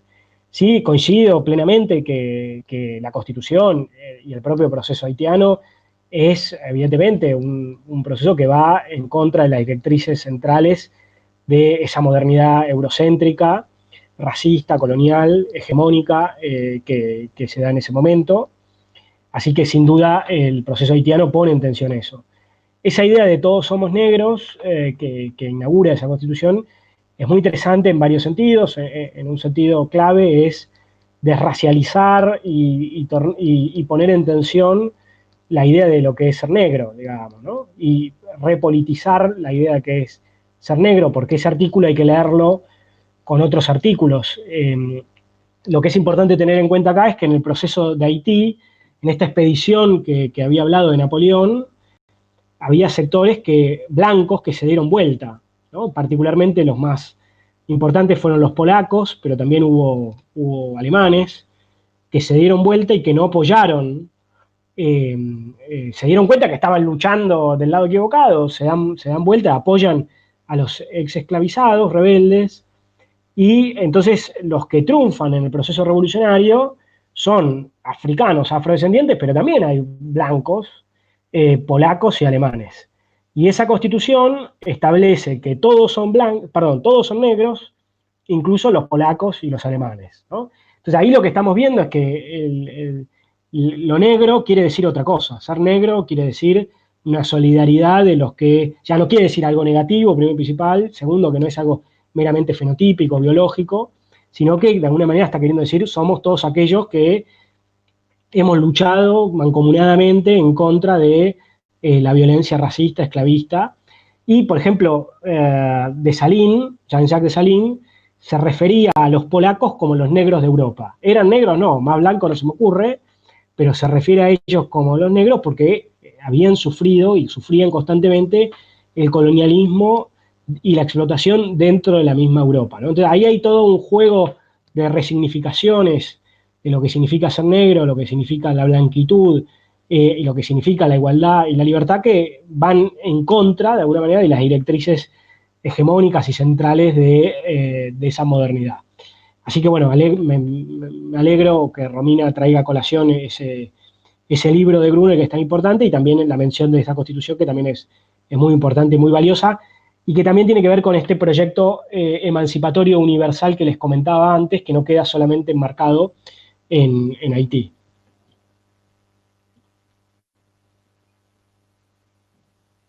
Perfecto, buenísimo. Sí, también fue mencionado en el chat por compañero Carlos, compañero de historia. Tenemos a Diego, que quería hacer una consulta, no sé si Diego está escuchando, si puedes ir poniendo la cámara, y a Debbie Funes. Así que a ver, Diego o Debbie, si quieren activar las cámaras o hacer la consulta por chat. Hermoso escucharte, como siempre, Juan. Un placer. Es un placer. Estoy acá. Un placer.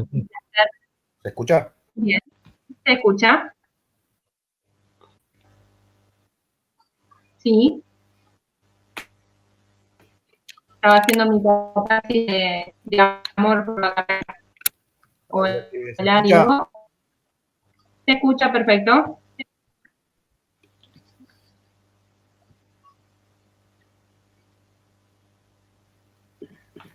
Bueno, yo quería preguntar.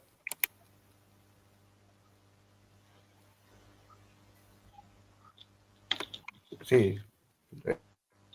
Prendí la cámara, pero soy negro. Dale, entonces con tu voz. Bueno, ahí. Yo lo que le quería preguntar a Juan, primero Juan, ¿cómo estás? Un gusto verte de nuevo en la universidad. Me sucedió también cuando cursaba la materia sobre África, ¿cuáles son los límites que tenemos como descendientes de una civilización blanca y eurocéntrica de pensar la negritud? ¿Esa es la pregunta? ¿Hola? Juan, ¿le podés responder que las limitaciones... ¿Ahora se escuchó? Dale, sí, se escuchó. Esa es la pregunta. Muchas y grandes, digamos, ¿no? O sea, creo que es Ahora no escucho a nadie. Es analogable, sí. Creo que se podría comparar con las dificultades que tenemos, me voy a meter en un lío, pero para pensar los varones la cuestión de género y la cuestión del feminismo, ¿no? Pero creo que a pesar de que haya dificultades grandes, es algo que tenemos que hacer también, digamos, ¿no? Porque si no, lo que hacemos es reforzar las lógicas racistas. Con este conflicto que está ocurriendo, esta rebelión popular que hay en Estados Unidos a partir del asesinato de George Floyd y la violencia racial, una de las pancartas decía que los blancos no alcanzan con que no sean racistas, sino que tienen que ser antirracistas. Y obviamente la experiencia de los que somos blancos de ninguna manera puede ser comparable a lo que sufren las personas de origen afrodescendiente o las personas de las comunidades originarias, así como la experiencia de los varones tampoco puede ser la misma de las experiencias de las mujeres, pero bueno, digamos, nosotros también tenemos que aportar de alguna forma a luchar en contra de esa perspectiva racista, con todas las limitaciones del caso y con las dificultades del caso, abriéndose lo más posible a esa experiencia y a recuperar esas luchas, ¿no? Obviamente, digamos, justamente uno de los temas centrales es lo que yo señalaba al principio, que es que las historiografías académicas son muy sutilmente, o sea, son sutilmente racistas, así como son sutilmente patriarcales también. Quiero decir, no son explícitamente racistas ni son explícitamente patriarcales, pero está ahí. Y hay que hacer entonces un esfuerzo para romper eso. Y es un esfuerzo que obviamente tal vez uno no lo puede hacer plenamente o completamente. Hay muchísimas cosas que a uno se le puede perder, pero creo que el esfuerzo vale la pena hacerlo y es importante que lo hagamos, ¿no? Me parece que, como decía, hay una feminista afro-norteamericana, Bell Hooks, que ella plantea el feminismo, un feminismo para todos, para todas. Es un poco también esta idea, ¿no? El antirracismo tiene que ser algo de todo, no solamente de las comunidades afro. Además, otra cosa que es importante, la historia de la revolución haitiana nos marca temas que son centrales, digamos, para todos y todas, no solamente para los haitianos o para los afrodescendientes. El racismo no es algo que solamente afecta o atañe a que lo sufren, los atañe de una manera muy particular y son las víctimas, pero todo el sistema social está marcado por una estructura racista que hay que destruir desde todos lados, ¿no? Lo mismo sucede con el patriarcado, las lógicas capitalistas, que están vinculadas estrechamente. No sé si más o menos contesto la pregunta. Abrí 20 cosas a la vez, pero bueno. La problemática, ¿no? De cómo pensar la liberación y la emancipación cuando pensamos en el idioma del dominador. Terrible. A esa problemática y ese desafío nos enfrentamos. Tenemos las últimas dos preguntas. La de David Funes. No sé, David, si estás lista. Pablo Gularte. Y ya con eso, si les parece, vamos cerrando. Tenemos que pasar al sorteo, que está encargada Valentina Valen, compañera delegada de la carrera de comunicación. Debbie, ¿estás?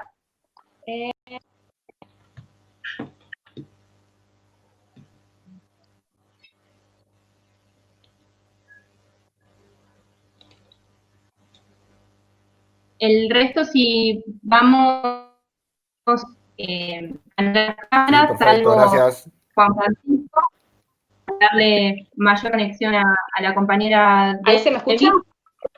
Hola. ¿Se me escucha? Perfecto. Ah, perfecto. Bueno.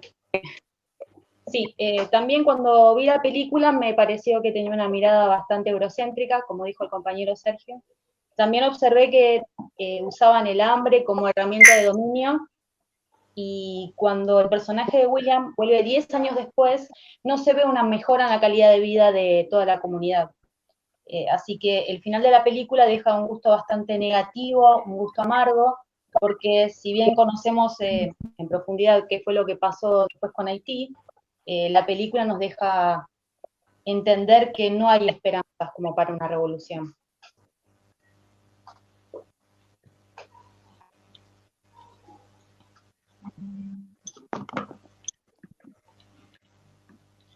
Ahí está. ¿Se escuchó? No sé, Juan, si querés hacer algún comentario. No, a ver. Quedaría... Sí. Bueno, tomemos la otra pregunta para... No, tomemos la otra pregunta o el comentario por la cuestión de la conectividad que Perfecto. Pablo, ¿arte? Estoy. ¿Se ve? ¿Se escucha? Perfecto.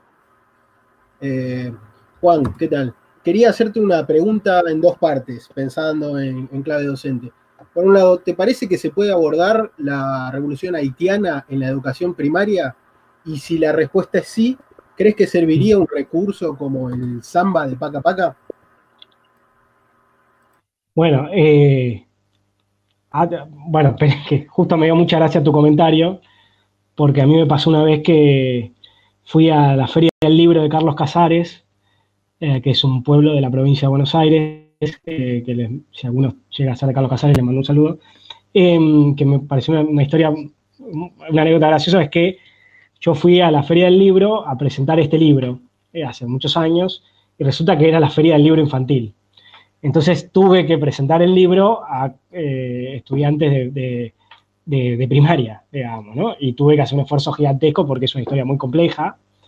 Y bueno, pero se pudo hacer. Obviamente, estas son las historias que hay que contar y el antirracismo y antieurocentrismo y la lucha en contra del patriarcado tiene, digamos, como un lugar central las infancias, ¿no? Y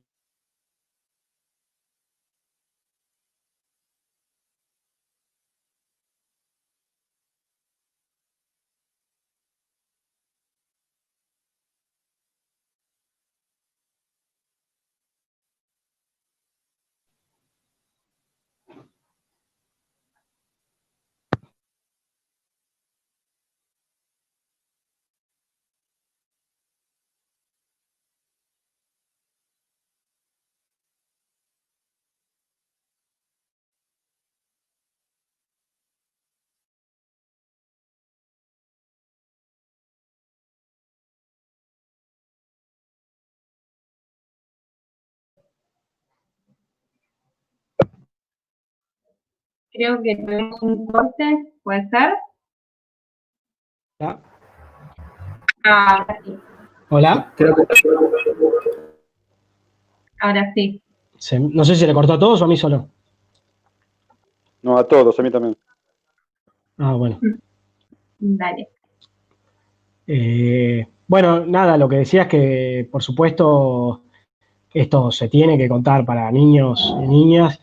No sé si Pablo, no me acuerdo si vos comentabas si la pregunta era samba o paca paca, pero por supuesto, era las dos versiones. ¿Eh? Pablo. Es que estás en la cámara. A ver, Bueno, te queremos ver. no no, pasa no, que básicamente tengo miedo de que se vuelva a caer. Ah, si preguntaba si la respuesta es sí, se puede abordar de alguna manera la revolución haitiana en educación primaria, Sí, si eso, sería alguna herramienta como Samba. sí, yo, bueno, como te decía, para mí, lógicamente, la educación primaria, la difusión de la historia en los sectores más infanto-juveniles, no sé cómo llamarlos, es absolutamente clave. Como les comentaba, la experiencia de los libros de antiprincesas o también la experiencia de Paca Paca y Samba es muy interesante y desde ya la revolución haitiana podría abordarse y la revolución y los fenómenos de racismo. O sea, el hecho de que en Samba, que el personaje de Samba no sea blanco y que la amiga sea negra, en el caso de la Argentina dice muchísimo de otra representatividad, de otra representación de nuestra propia identidad y es algo muy valioso y muy interesante. En cuanto a la compañera de Valen de comunicación, que bueno, ella también planteaba esta mirada eurocéntrica, ¿no? Bueno, yo insisto, claramente eso está en la película, yo coincido. Creo que ahí hay también como una suerte de llamado a luchar, de, digamos, de no ser ingenuos. Me parece que leerlo en una sola clave, en una clave de alguna manera lo que la película está mostrando es ese fenómeno, y ese es un fenómeno con el que hay que luchar, digamos, está convocándonos a luchar, me da la impresión, o se lo puede leer de esa manera, y no hay una, por lo menos, mera celebración de eso. Y yo creo que el final de la película, que no mencioné, para que los que no la hayan visto la vean, me parece que tiene un final más esperanzador. Bueno, insisto, es discutible porque creo que sí, efectivamente, como ya varios y varias comentaron, hay elementos eurocéntricos en la película que podrían llegar a ser tomados como irónicos o no, pero que están ahí y que abren a múltiples lecturas críticas. Bueno, no sé si eso ayuda en algo. y además multiplicar es la tarea. Así que, sí, a difundir las historias marginalizadas eh, y revolucionarias sobre todo. Vamos abriendo la instancia del sorteo, si les parece. Mientras tanto, saludar a todos, a todas, a todos que nos siguen en este encuentro que estamos transmitiendo en vivo por YouTube, también a sala completa, acá por la plataforma en la que nos encontramos. Valentina, de comunicación, delegada. Hola, compañeras, compañeros, compañeres. Bueno, vamos a proceder, a ver si puedo compartir para que todos vean que es justo el sorteo. Se hizo a partir de los comentarios que fueron poniendo en el chat, en la plataforma YouTube, y en los saludos que han enviado mediante WhatsApp o plataformas de redes sociales como Facebook. Ahí está el listado de todos y todas y todos quienes participan de este maravilloso sorteo, de esta jornada histórica. ¿Se ve ahí que estoy compartiendo? Así es. Bueno, muy bien. Comenzamos. Hay una app de sorteo, muy bien. No sé, Juan, si tenés el libro cerca, como Sí, para acá. mostrarlo, para estimular la competencia. A ver. A su vez, está acompañada de calcomanías de nuestros hermosos personajes de nuestra historia, siempre nuestros americanos, por supuesto.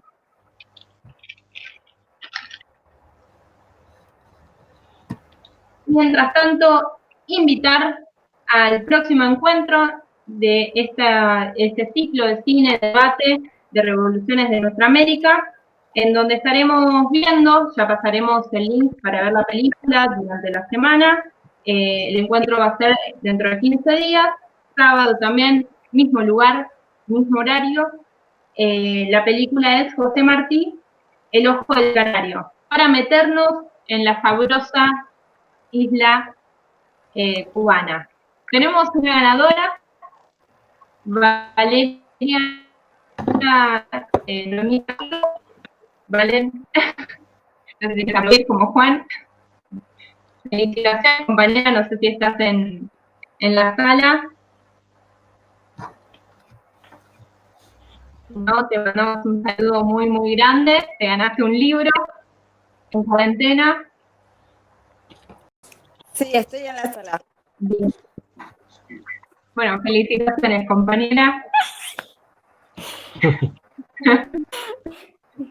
Hola, Noemí.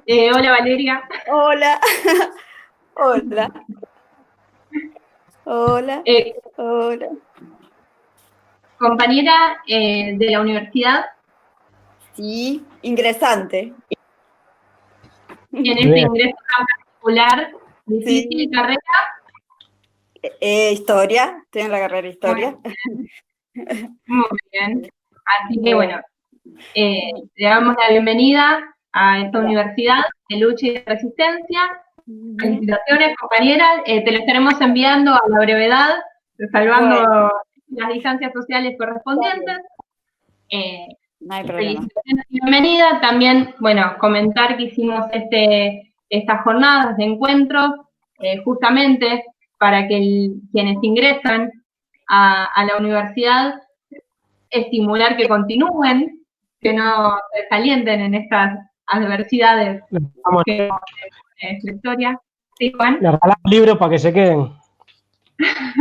Oh, por supuesto. Y vamos por el choripán y la coca, y lo reivindicamos la negritud. Somos los negros peronistas, somos los negros, los zurdos, somos los... Bien. No sé si alguien más quiere hacer algún comentario, saludar a todos los docentes, las docentes de las distintas carreras que están participando, directores y directoras de departamento, de carrera, tenemos estudiantes interesantes, tenemos personas ajenas a la universidad, pero que eligen encontrarse con esta con este grupo de locos y locas que construyen educación alternativa. Así que saludar a todos, todas, quien quiera hacer algún comentario, Bueno. y así vamos dando ¿Puedo pie. hacer un comentario? Yo puedo hacer un comentario también, cuando me des la palabra. Cierro, vamos dando pie damos inicio a nuestro bar de cuarentena, en donde compartimos ya de una manera más amigable y menos...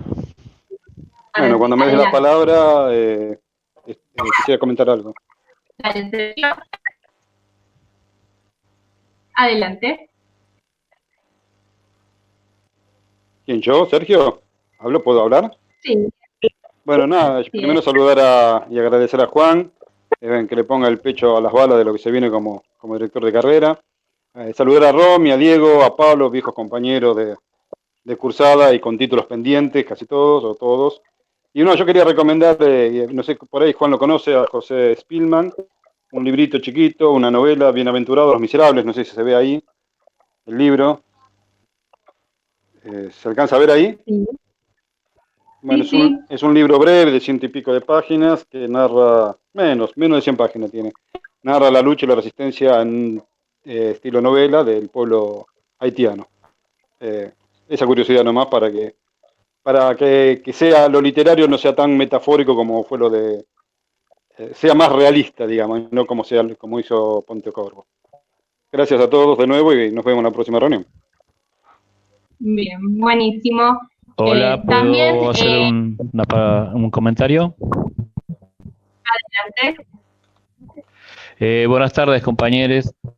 Volviendo a la película, hay un momento en que Sir William está reunido con la burguesía y, digamos, Pontecorvo, en la emergencia de la época, la lucha anticolonialista, spoilea, usemos un término actual, la película, digamos. Sir William le va adelantando a esta burguesía que les conviene salir del colonialismo a la independencia.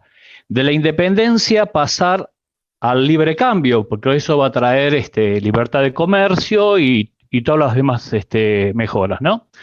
Y a su vez le dice algo que esto ya es como si hubiera leído a Marx. Le dice de que el problema va a ser si el negro ya no quiere ser obrero, ese paso del esclavo al obrero. Y el problema va a ser si el negro ya no quiere ser obrero y quiere ser el amo. Ahí ya le adelantó todo, llega al socialismo prácticamente, digamos. Pero también hay que situarse en la época. Esta película era un motivo de gran propaganda por la lucha antiimperialista, ¿no? Esto quería agregar, no sé si les parece válido. Un abrazo a todos. Muchas gracias. No sé el nombre del compañero, pero sí, claramente, digamos, lo que él señala es un poco lo que yo comentaba antes, ¿no? Esta instrumentalización de esa élite criolla, ¿no? Para decirles, mira, a usted le conviene esto, lo otro, como señalaba el compañero, y que esa va a ser la forma de evitar una revolución mayor, digamos, ¿no?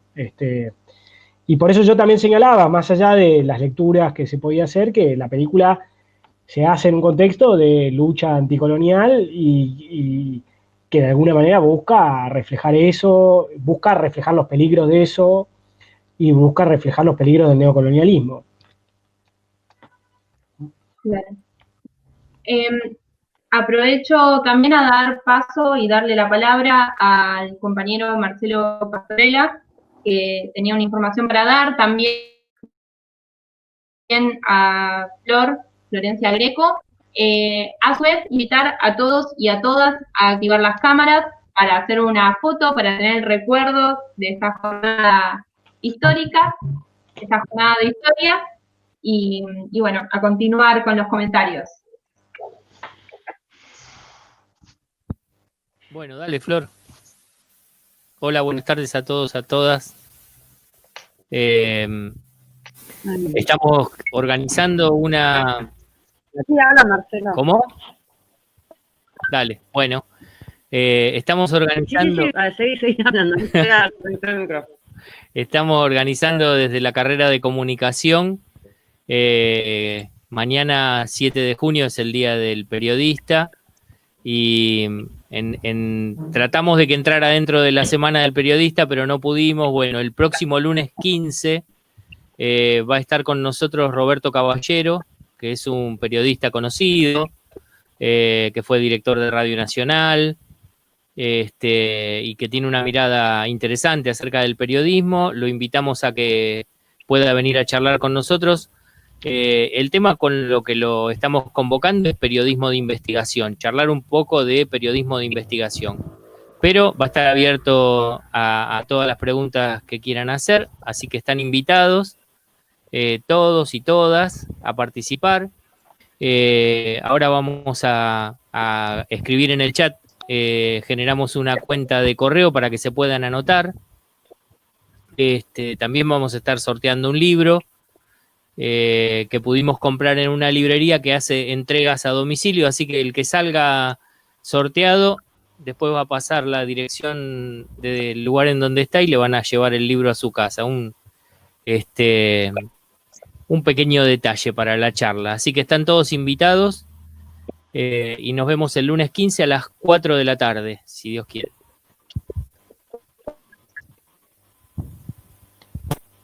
Bueno, yo quería remarcar lo que decía Marcelo, lo importante es que si bien obviamente está más centrado en la carrera de comunicación porque es un homenaje al periodismo de investigación y pensar y reflexionar sobre eso, también me parece que es una charla que es propicia para los estudiantes de historia. Son los primeros historiadores, son los periodistas, ¿no? Los primeros relatos de la historia nacen de ahí y bueno, tenemos también la obligación de pensar cómo se construye ese relato periodístico, cuáles son sus bases, sus fundamentos. Bueno, acá les presento a mi gatito. Así que bueno, están todos y todas más que invitados a participar y a anotarse en el mes que dijo Marcelo. Y con respecto a las jornadas que están llevando a cabo acá los compañeros del Centro de Estudiantes, la verdad que estoy muy contenta, me parece que es fundamental reflexionar también desde otros lugares, ¿no? Uno está acostumbrado a que las fuentes históricas o el material del que se nutre tengan que ver con fuentes bibliográficas, ¿no? Con otro tipo de fuentes. Me parece que el arte es una herramienta fundamental para construir historia, para debatir, para pensar. Así que, bueno, celebro eso. Así que, bueno, ya saben, el lunes 15, todos y todas en la actividad, ¿sí? Están invitados.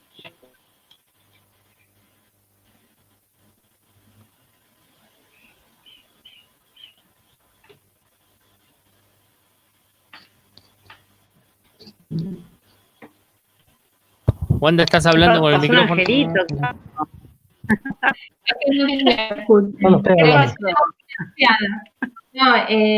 Ahí estaremos para participar con este nuevo equipo que abre este 2020, este nuevo ciclo en la universidad, a reconstruirla. Invitamos a todos, a todas a activar las cámaras, así sacamos la foto y a seguir comentando, charlando un poquito más, encontrándonos a la distancia en tiempos de cuarentena. Y bueno, saludar también a todos y todas quienes están siguiendo la transmisión por YouTube, que se van sumando, que tal vez es más difícil comunicarnos, pero bueno, sacamos la foto.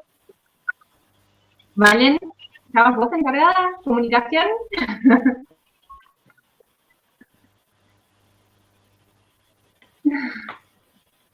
Y no sé si alguien más quiere hacer algún... Bueno, saludos.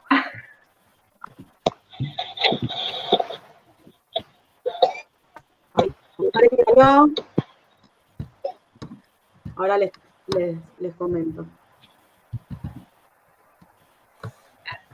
Así que luego... Genial.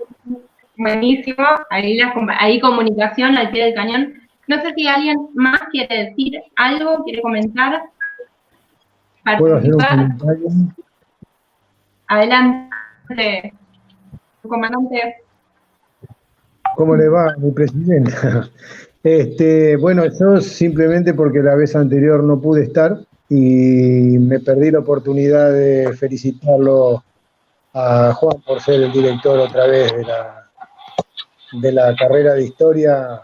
que bueno, aquellos que cursamos comunicación hace mucho tiempo, tuvimos la oportunidad de poder tener la suerte de tenerlo como profesor en dos materias, así que bueno, la vuelta de él ha sido una pelea que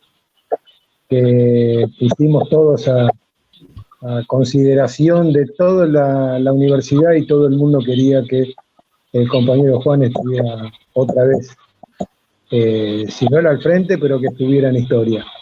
Así que bueno, ver un montón de compañeros ahí en las fotos, estoy viendo a Valentina, a Wanda, a Miguel, bueno, están todos. La verdad es un gusto verlos después de hace un montón de tiempo que no nos vemos, y eso no nos mantiene desunidos.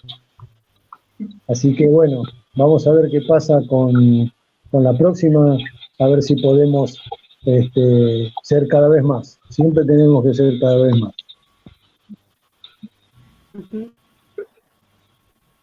Dale, Guille, buenísimo. Alegría de encontrarnos. ¿Alguien más? Y si no, si les parece, ya vamos cerrando este encuentro. Acá Silvana manda mensaje que hacer un brindis simbólico desde la distancia, así que bueno, es este brindis el vernos. Saluda también a Adri de Historia, saludar a todos los docentes y las docentas, como dice nuestro gobernador, bonaerenses y bonaerensas. Así que bueno, así cierra este encuentro de hoy. Un saludo grande a todos, a todas, y hasta la victoria siempre. Muchas gracias, compañeros y compañeras. A vos, Juan. Chao. Gracias, paz. Bueno.